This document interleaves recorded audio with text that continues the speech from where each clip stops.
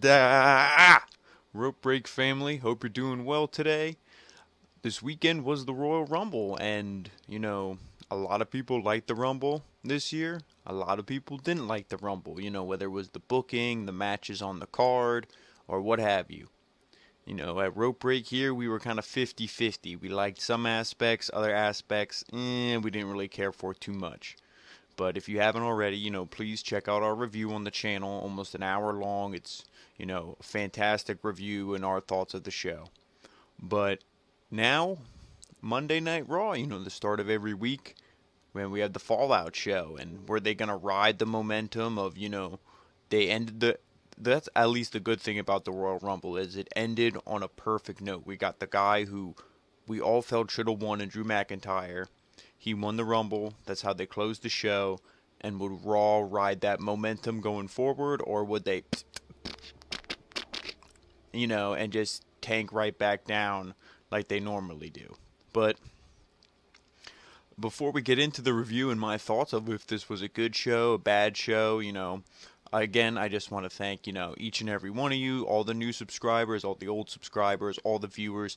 Thank you so much. It means the world to us, all the, comments and likes and everything, and, people sharing the videos and all that stuff that we get. We really do appreciate it, so thank you. But let's get right into the show, and it opens, again, the same way the Royal Rumble closed, with Drew McIntyre.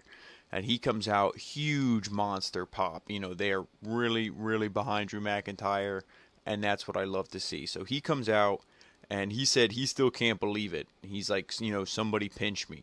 He can't believe he's going to main event WrestleMania. He said some guys like to play games and wait, but he's not. And he's going to make a challenge to Brock Lesnar. And Drew said that he's not terrified of Brock because he looked him in the eyes and claymored him over the top rope. And at WrestleMania, he will beat Brock Lesnar and become the WWE Champion. And Drew said he's fired up tonight and he needs to hand out some Claymore kicks. A Claymore kick party, or a Claymore party. And that, kind of like the super kick party, I think he was mocking that. So I picked up on that. And then he calls out anyone in the back saying, asking who has the balls to come out here and, challenge him. And out come Carl Anderson and Luke Gallows. And they say, I think Anderson first says he'll fight him, and Gallows is like, no, I'll fight him, or I'll fight him too. And then Drew looks at both of them, and he looks at the ref, and he's like, yeah, go ahead, ring the bell. I'll kick both their faces in. And that's pretty much what happened. I'll take you through this handicap match real quick, just like the show took us through it real quick. Glasgow kiss from McIntyre to Gallows, and then he suplexes Anderson, followed by a top rope forearm. Then a future shock DDT onto Gallows, Claymore kick to Anderson, followed by a Claymore kick to Gallows.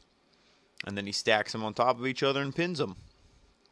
And then after the match, McIntyre has his back turned, the ref raises his hand and all that. Lesnar sneaks up behind him, gives him a huge F5. The crowd is booing the hell out of Lesnar. They hate this, but, it's good. It just, now we're really getting this. Like, I was surprised we saw Brock 3 Monday Night Raws in a row. It's like, what the heck? What year is this? But, that was really cool to see. And, it just keeps their feud. It's not just like, oh, we don't see Brock until 2 weeks before WrestleMania. Hopefully we're going to keep seeing him. Maybe not every week, because then it might get a little old, because it's like, how much can you really do? There's like 60, 70 some days until WrestleMania.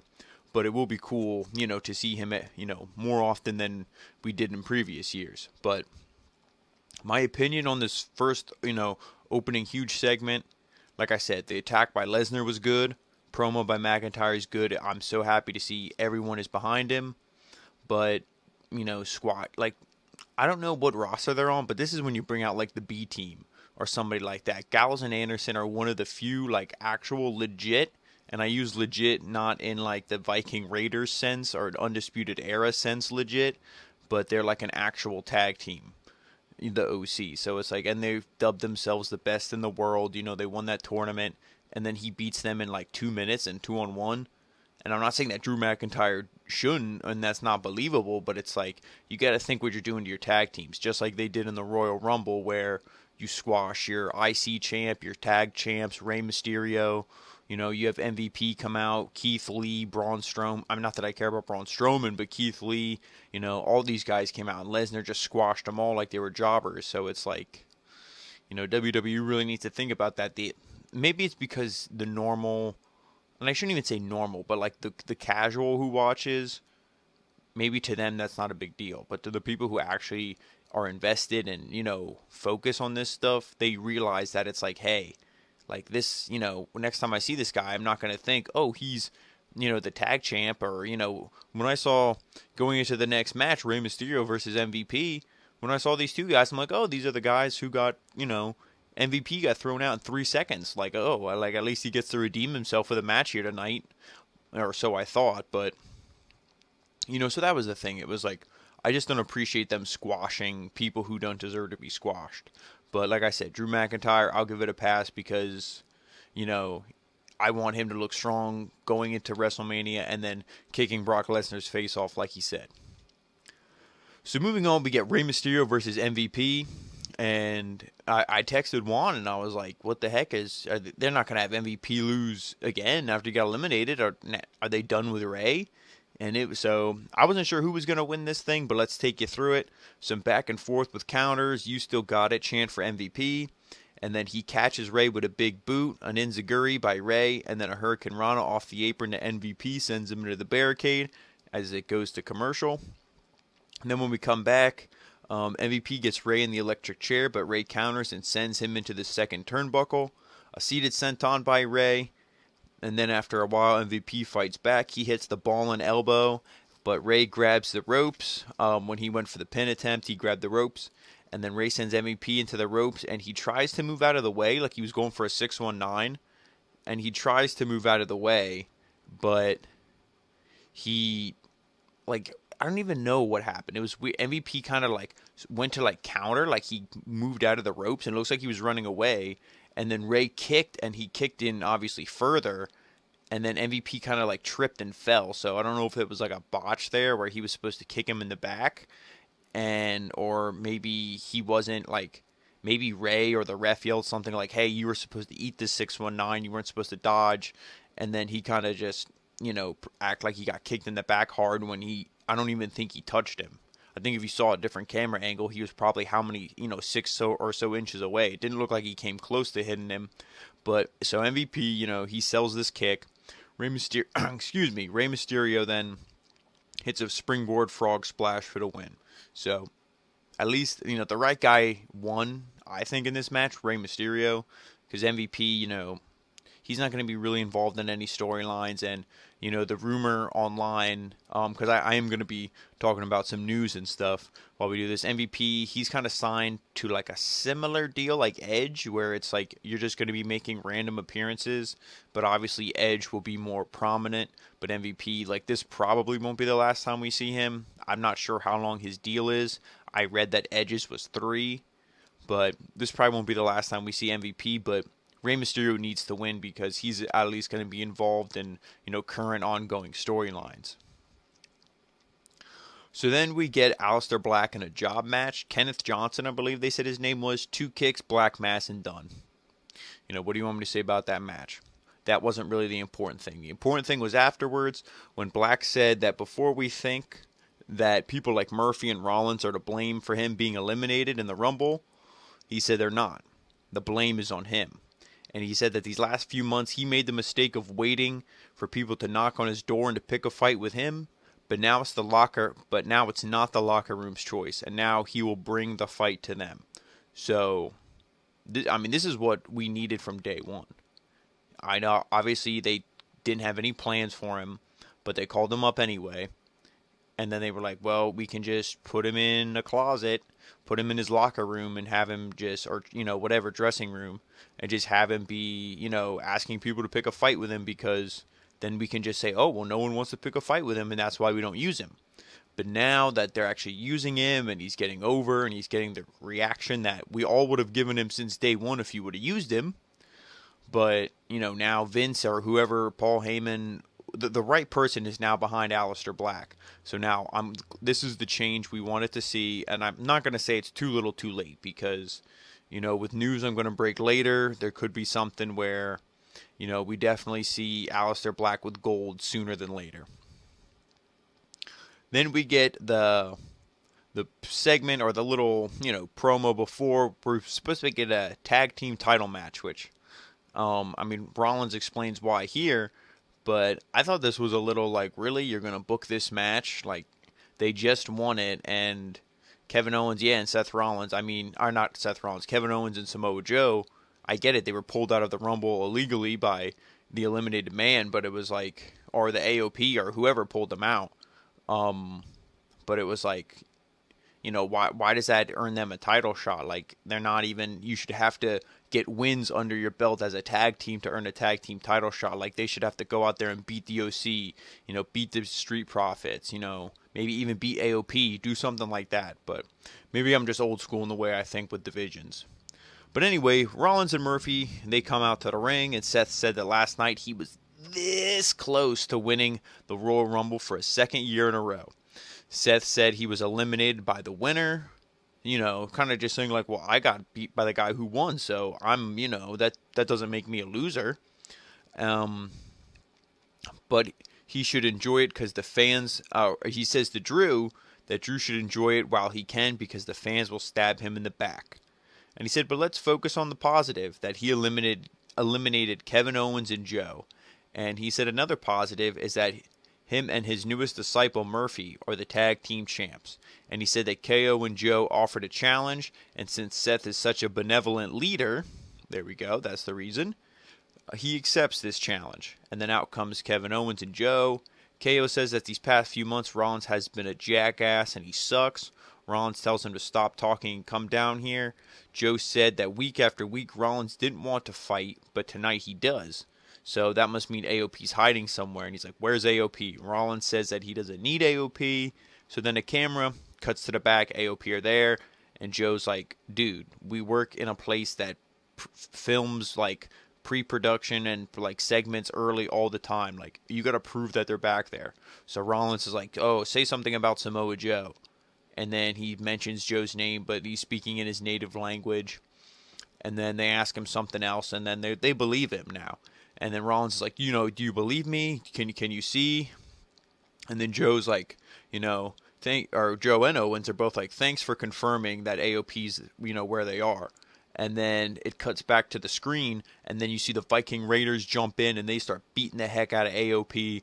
And it's like, oh my God. So it's like, you get this huge brawl, which was really cool. So it was all just a setup to be like, where's AOP? And then once, they found out where they were, the Viking Raiders beat them up. So that's the one thing I'm glad to see. And I don't know, like, I feel like AOP should have the tag belts and the Viking Raiders should be going after them. It just makes a better story, but WWE doesn't care about the tag teams themselves. They care about single stars and taking tag teams or making tag teams from these single stars. So, because why is Murphy, like, Rollins should be helping Murphy defeat, Andrade or whoever, or if Andrade, or if Aleister Black beats Andrade and wins the United States Championship, then he should be helping Buddy Murphy get his win on Aleister Black for the United States Championship. And Seth Rollins should be plotting some way to challenge Brock Lesnar or Drew McIntyre, for the WWE Championship. That's what it should be. It shouldn't be like, oh, we're going to win the tag belts even though we have a tag team in our faction. It still just doesn't make sense, but let's go into the match for Seth Rollins and Buddy Murphy versus Kevin Owens and Joe. Again, like I said, for the tag team titles. So Joe slugs Rollins, sends him to the outside. Murphy tags in. He starts beating down Joe in the corner. Murphy tags in. Beats him down. KO comes in then, and he unleashes on Murphy. An elbow drop for 2. Joe tags in and beats down Murphy. Backbreaker by Kevin Owens onto Murphy. A blind tag by Rollins. And then him and Murphy hit double elbows on Joe. Rollins stomps him in the corner. Joe sends Rollins to the outside and casually walks away from a crossbody from Murphy. That was pretty funny. Like, Murphy's up top and he goes to hit a crossbody or just like a dive on Joe. And instead of just like, standing there like and waiting for it and catching him, Joe just like, and just walks away and boom, like splat right on the mat. So that was pretty funny. And then, hold hold on, I lost my spot here. Yeah, here we go. And then cannonballs. Joe does like or KO does a cannonball to Rollins on the outside, and then Joe suicide dives onto Murphy. I think Joe dived onto Murphy, but Joe hurt himself here, and then he was forced to leave the match. And I thought this was like a work. I was like, oh, okay, this is a way to just get Owens in a 2-on-1. So of course he's going to lose. But the rumor, again, some more breaking news rumor here, is apparently Joe did hurt himself on the dive. It did look like he really hit his head. I don't know if that was Murphy not being in the right position to kind of slow down Samoa Joe, or just because of his size. A guy like him doing a suicide dive, he's a lot of weight coming down fast, and he couldn't protect his face. He might have smacked his nose or like his head, gave himself a concussion. And if that is the case, I'm glad they, did send him to the back, which people might be like, oh, Joe's a badass, just let him in there. But it's like, hey, it's not worth it. Especially for this, they weren't going to win the titles tonight anyway. It's not worth it. Now it makes it believable that, Kevin Owens and Joe lost. And it just, continues and adds more fuel to the fire, I think. And like I said, continues to feud. So KO fights back. He DDTs Murphy, and then he hits a frog splash on Rollins for a 2.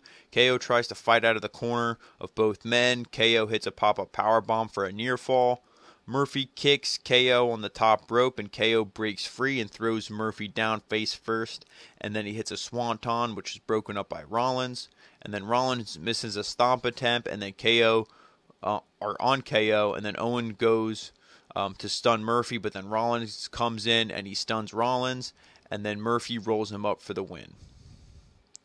So then, like I said, it just continues the feud. It just continues this. But we didn't expect them to win anyway. So, to me, like I said, it was a decent match. I hope Joe's okay. I hope he can come back next week, and he doesn't have to miss any TV time or anything like that. I don't want to say I hope it's just a concussion. I hope, if anything, maybe he just not broke his nose, but, hurt his nose or did something. But they did say it was a legit injury, so I'm hoping the best for Samoa Joe. But, this match was what it was. Rollins, again, good heel promo. Like I said, the only issue I have is that it's not the AOP. Because then, not that Rollins should have to help the AOP beat these guys, because the AOP is legit. But, then you could have Rollins, then maybe he could come in, stomp Owens or something when the ref's back's turned, and then AOP, they do the last chapter or whatever their finisher is going to be called when we actually see these guys wrestle, and win. But other than that, not too bad. Then we get the announce. It was weird. Andrade made his way to the ring, or Humberto, one of them. One of them came down first. I forget who. And then it was like, oh, okay, we're getting the United States Championship rematch. And then they cut to a promo with Becky Lynch, and I'm like, what? Like, shouldn't this promo have been before the entrances, and then both guys come down, we get the match going? But anyway, Becky said that she was doubting herself these past few months, and she looked at her title after the match, and she said how much better she is than everyone else in the locker room, and she says that she's mad she ever doubted herself. And she said the next ass she kicks will be the one she wants to, not has to. And then Charlie asked her what if Flair challenges her, and she said it wouldn't be the first time, but it will be the last. Becky kind of came off really cocky in this promo. I don't know if they were going for like a heel turn on Becky, which I don't think they were, but she just came off really cocky, and it just kind of like rubbed me the wrong way in the sense where it was like, it wasn't Becky's normal like confident attitude. It was definitely more cocky and more like heelish. So I don't know what they're doing. Again, the rumors now is Shayna Baszler and Becky is almost but confirmed for WrestleMania. But, then you would think Charlotte Flair versus Bayley, and they said that match isn't even penciled in. So who the heck knows? Maybe Shayna wins the Chamber and she challenges. Maybe we get a repeat of last year's WrestleMania, but instead of Ronda, it'll be Shayna. I hope not.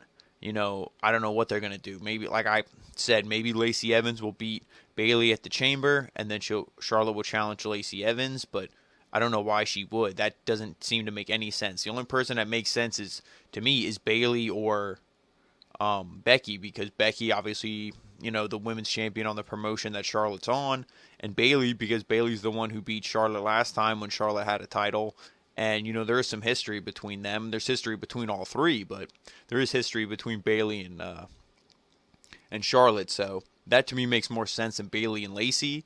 But, I mean, if I don't need to watch Charlotte beat Bayley, then that's fine.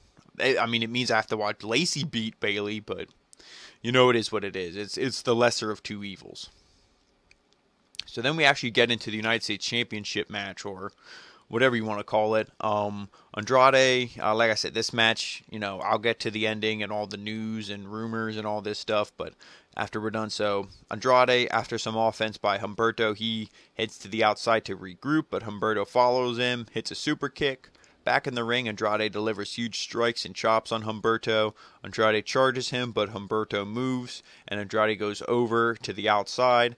Humberto dives onto the champ, and then back in the ring, he hits a springboard crossbody and a standing moonsault for 2, then a springboard kick, and he goes up top and hits a moonsault. And at this point, Zelina breaks up the pin, and the match ends in a DQ. So at this point, Humberto's pissed. Like, how many times am I going to have to fight this guy before I can beat him? So he, moves the padding, whatever you want to call it, the protective, like I said, protective padding, I guess, on the floor. He moves that, and he drags Andrade over. Zelina screaming, crying, going crazy, and he hammerlock DDTs him on the exposed floor. Zelina's, then holding him, crying, and all this stuff, and Humberto, he just kind of has this really pissed off, aggressive look on his face. And, is this a heel turn for Humberto? Has he just had enough? And I think they're doing this to sell an injury, because Andrade he's now suspended for 30 days, according to multiple sources, for legal substance or whatever. I assuming performance-enhancing drugs of some sort. I don't know. I'm surprised he didn't get the pass because he's dating Charlotte, but, it is what it is. And now it's like, really, is this going to hurt this guy's momentum? Why is he doing these drugs? That, to be honest, I'm not going to be like these people that are like, I still love Andrade, but I'm not going to be like these people who are like, oh, I hope this doesn't hurt his push. Why would you even do this shit if you're getting pushed like that? Like, come on, man. Think. But, so I don't know if they're going to do something where he has to drop the title. That I hope not. That I hope, just let this dude hold it for 30 days, and if you're going to punish him, have him at least drop it in a match. Have Aleister Black, kick his head off, revisit the NXT feud, do something. And then maybe, like, not saying Zelina should leave him and go with Aleister Black because he doesn't need it, but that's at least a real-life thing, and then you could get the sympathy for Andrade, maybe turn him babyface, even though I don't think a babyface Andrade works. They could do something with him. But, I hope they don't have him drop the title because of this. Like I said, if you're going to punish him, at least have him lose it, in the ring where it should be won. So then after that, Charlotte Flair, she comes out, of course. And, like, it's, a couple hours or, a day and so after the Royal Rumble. I really don't mind, I guess, too much now that Charlotte won, because it's like, they have two chances for these WrestleMania matches. There's the Royal Rumble and the Elimination Chamber. And Rope Break, myself and Juan, we're going to the Elimination Chamber. So if I could get to see Shayna Baszler win the Women's Elimination Chamber, hey, if I get to see that in person, then that's fine. Then she could lose the Royal Rumble. So, and like I said, it's pretty much, they said set in stone, that's the WrestleMania match. I can't think of any way else that she would get that match. So she has to win the chamber or freaking choke out Charlotte and steal her, ticket to WrestleMania, so to speak. But anyway, so like I said, I'm not too upset about the Charlotte thing anymore. It is what it is. Being upset, it's really not going to change it. So Flair comes out and she says that, she didn't come out here to brag, but she's going to brag anyway. Or she's like, yes, I did. She says some kind of heel, dick type thing. Like, oh, yeah, I'm going to brag. And she wants the fans to indulge her. They show highlights of the Women's Rumble match. And she says that in 10 weeks, she will face the champ of her choice. So at Mania, she will challenge for a championship. Because she's still thinking about it. And then she laughs, and it's like, okay. We didn't expect two major announcements in one night. And like I said, that's because they don't know. So they're just going to play off the angle where Charlotte is just, teasing the fans, dangling the carrot in front of their heads. But it's because WWE Creative really has no clue. So then out comes Asuka, and she says that if she was in the Rumble, she would have won. And the Kabuki Warriors start to beat down Charlotte as it goes to commercial. So then we come back and we get Asuka versus Charlotte, and let me just tell you, I was like, oh great, we're going to see Asuka lose. Because I'm like, there's no way Charlotte's going to lose. She just won the Rumble, and she's the female Roman Reigns. She's their poster child, so for the women. So it's like, how is she going to lose? But let's take you through this match. So we get some chops by Flair, shoulder tackle, big boot, and then Flair, of course, looks dominant. Asuka has zero offense in at this point. Eventually, she's able to fight back with some kicks and strikes. A bulldog attempt by Asuka is countered, of course. Flair goes for the figure four, but Asuka kicks her into the turnbuckle and then hits Flair with a German suplex. Missile drop kick by Asuka, and then she gets the octopus hold on Flair. Flair rolls through and kicks Asuka. More chops. Up top, Flair goes for a superplex, but Asuka sends her to the outside. Then Asuka misses a drop kick. Flair hits one of her own. Big boot for a near fall into Asuka. A moonsault missed by Flair, and then Asuka gets an armbar followed by I think it was like another octopus choke no, she got the octopus. That was the first one, and then she got a triangle. And then Flair powers her up for a power bomb for a 2. A natural selection. Asuka kind of rolled out of the way, and then she follows up with like a code breaker, which was really cool. Flair rolls through an Asuka lock and hits a spear for a 2 count. I thought it was over at the spear. I'm going to be honest with you guys. I thought when Flair hit the spear, I'm like, here we go, it's done. Asuka kicks out at 2. A figure 4 onto Asuka, and then it's like, okay, this is really done. But Asuka was near the ropes, and I'm like, just reach out for the ropes. Like, you can clearly grab it. Like, if she taps, I'm like, you got to be kidding me. And we see the ref, he's, looking, he's looking at the women, he's looking at the legs, looking to see if, Asuka's tapping. And then he looks up, and when he looks up, you know what's going on. Kairi Sane's up there, insane elbow, ding, ding, ding, DQ, and done.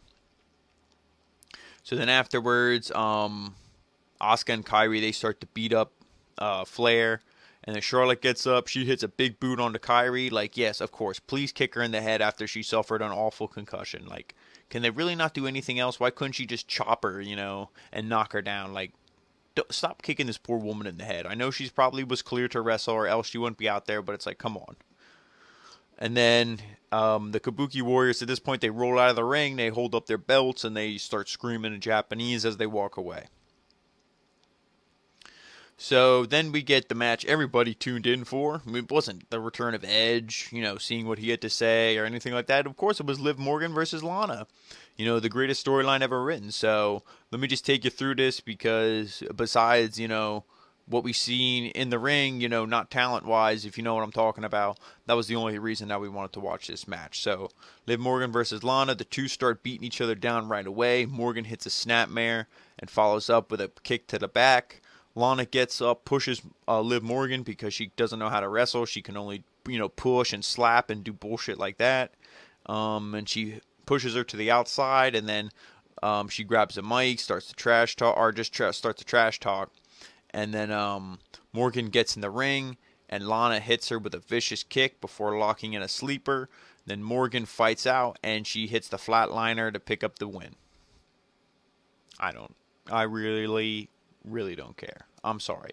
Like I said, Liv Morgan, you wasted that return. Like, yeah, her new gear looks nice. I'm going to be honest with you guys, I don't mind looking. But other than that, what do you want me to say? She's not in any storyline. They're not investing anything in the women. I'm surprised they're putting this much stock into Asuka. But Kairi Sane, she's just like an accessory. She's like a keychain. She doesn't do anything. Like, you make her look like a jobber. These women are fighting over the stupid story, like lesbian angle storyline, Bobby Lashley, Rusev. Who cares? I'm sorry. Like, actually, you know what? I'm not sorry. I don't care. And, I know Juan doesn't care. I know 90% of the people who watch this show do not care. There's only one guy who cares. Vince McMahon. So, then another thing we really don't care about, Eric Rowan versus another jobber. I didn't care to take this guy's name down because when you've seen one of these matches, you've seen it all. He runs around the ring, and he, sends him to the outside, and then slams him on the outside, puts him back in. He hits a jackhammer, goes for the pin, picks him up at 2. I got to do the Iron Claw Slam, and done. Then we actually get to what we want to see, the main event. You think you know me. Edge. So, again, what else can you say about that? Probably the greatest. Drew McIntyre winning, to me, was better just because it's like it wasn't Roman, and they're finally doing our boy Drew right. But this was definitely a close second for best thing of the night. Edge, it would have been great. I think it would have been greater if we didn't know. But, everybody was saying Edge is coming back, Edge is coming back. There was that picture of him looking at his gear. He tweeted or posted online, however, whatever form of social media he posted it on. And we saw all this stuff, and so it was kind of ruined, and that kind of like took away a little bit from the moment. It was still badass. It was still like, this dude retired, 9 years ago? We thought it was done. He's back. And it's like, there's people out there who, when he retired, they stopped watching wrestling because that's how much he meant to them, and now he's back. So it's like, it was such a legit moment, and it'll be remembered for all of history. Same thing with Daniel Bryan coming back, all these guys. You never thought we'd see it, but we're seeing it, and it's fantastic. So of course he comes out, huge pop, just as big as it was at the Rumble. Edge is pumped up as he enters the ring. He has his new t-shirt on, and he goes to speak. The crowd is just going crazy, like I said. And then, once he's finally, quiet down, he's able to talk a little bit. He says, as a performer, an athlete, and an artist, the reaction he got last night is, he's like, you have no idea what that means to me. The crowd chants, you still got it. And this was badass. He responds, you're damn right I do. You gotta love Edge. Then he says, how am I standing here? He says that he refuses to live in a world of what ifs. So he started to ask himself, what if? What if he came back home? So he got to work. He got a second neck surgery, and he busted his ass to get in the best shape of his life at 46. Why did he do this? To end his career on his terms. Legit. So he found himself in the Rumble, and he said he, was fighting some familiar faces and some new ones as well. And he says hopefully he can see them down the road, and he said that this might not last long, but he hopes that we all join him on this ride. He says he knows he's a little older, a bit grayer, and like I said, the beard and all that. I hope he keeps it. That looks badass. I love this old man Edge. Reminds me, like, for you comic book fans, old man Logan. If you saw the Logan movie with Wolverine, legit movie. And that's like kind of what this reminds me of, that grizzled veteran, not the grizzled young veterans, but that grizzled veteran who's just like, he has one last ride, and like this is what it is for Edge. And I hope he keeps that look. I don't, like I said about Jericho, I don't like the shaved look for Jericho. Jericho's got to have the stubble, otherwise he just, no offense, champion, but he's got the fat baby face, and it's like, ugh, like, dude, you don't look good shaved. So please keep the facial hair. And then he said, but he hopes that we all join him on this ride. And like I said, he's a little older, a little grayer. He's got some crow's feet, but it's a roadmap that got him there. And he says that if there's one thing that you can't fabricate, fake, or force down someone's throat, it's that he is grit. And that if you knock him down, he gets back up. And then at this point, Randy Orton makes his way to the ring. And he, immediately gets in, gives Edge a huge hug. And then Randy says that he had a self-destructive personality. But many years ago, there was one guy who pulled him out of that hole. It was Edge. Welcome home, Edge.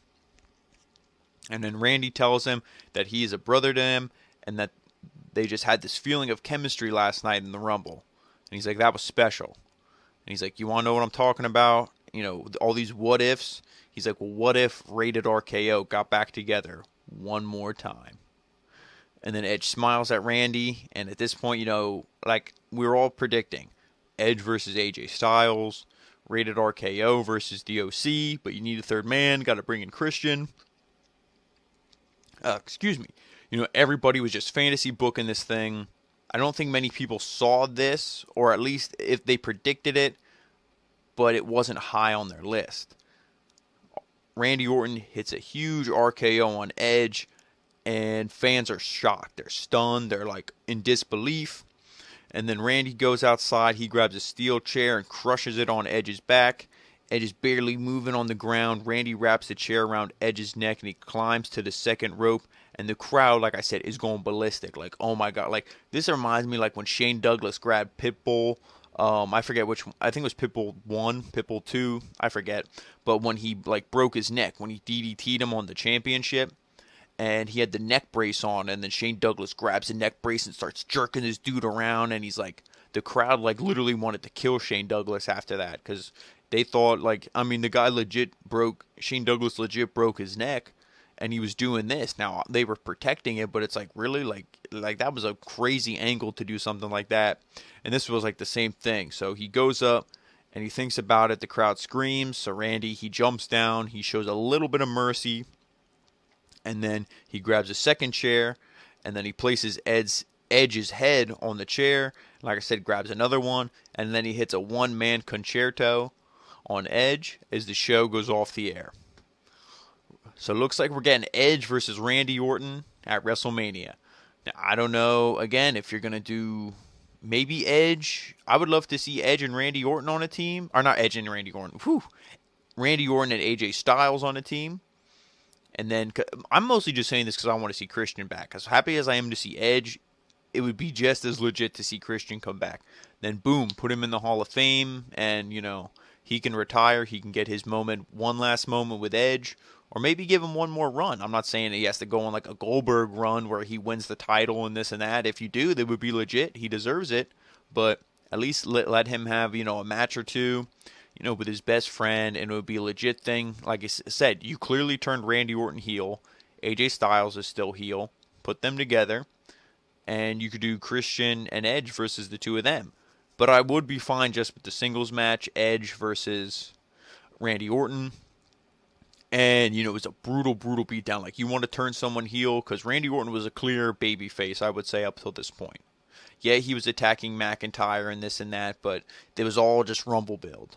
Maybe it was hints of him turning heel, but this is definite. You went from day to night. Like, it's done. He's heel, and that's how you do it. You attack the returning 9-year, gone, fan-loved Edge. And in the way where he could have ended his career again. That when he was up on the second rope, you're thinking, oh my God, like, what is he going to do? Jump down and stomp on this chair? Like, oh my God, drop a knee, whatever. It's like all these things are running through your head, and even if it's a work, this and that, oh, something can always go wrong. There's all this stuff that it's like, oh my God. But, he got the concerto, and now next Monday Night Raw, now we're going to be tuning in because we want to see what does Edge have to say. Is he hurt? What's going on here? So, in my opinion, besides a few spots, like, again, I didn't care for the Andrade match, but now that I know what's going on, it kind of makes sense. It's like, oh, they had Humberto, smash his dude's head into the concrete. Oh, now they'll probably sell an injury. So I'm not going to count that because I'll hit the violation of the wellness policy and this and that. So just the Lana Liv Morgan stuff, Eric Rowan, again, like, dude, you got thrown out in like 3 seconds against Brock Lesnar. I'm done caring about you. Now, if he would have did something and like threw the cage at Lesnar and we saw what was in it, and, he hung around there for a while, then maybe I would care. But it's like, dude, you literally were a loser in the Rumble last night, and now I'm supposed to care about you the next night? Nope, next. So besides those two things, in my opinion, this was a good episode of Monday Night Raw. I'm going to say, like, it wasn't bad, and it wasn't middle of the road. This was good. This was on a scale of 1 to 10. I'm going to give this like a 7. It was in the green. It wasn't in the yellow or, in the red. This was in the lightest green, not the dark green. It wasn't like an 8, 9, or 10. This was a solid 7 for me. Good show. And I'm looking forward to next week, but now I feel that I said that it'll go from the 7 to like the 4 or 5. So we'll see. But as always, guys, we have all this content on the channel. Wednesday, we have Dynamite. Well, Dynamite's on TV, Dynamite and NXT. So Thursday morning, going to have the Dynamite review. Thursday night, NXT review. Friday, SmackDown, right after the show ends. How we always do it. And we have so much stuff on the channel. If you haven't checked it out already, Royal Rumble, NWA Hard Times. We have Worlds Collide, John Paul's Wrestling Hall. We have so much stuff on the channel. Please check it all out. And obviously all our social medias, Facebook, Instagram, Twitter, all listed there in the beautiful layout. Please check out all those links. Follow us on there. Juan posts news as soon as it breaks on Facebook. So if you want wrestling news, that's how you do it. We're not going to give it to you in the video form, at least not at this stage of the game. So, he makes posts there. So please check all that out. And as always, guys, thank you so much for watching, and we'll see you next time. Ah, da.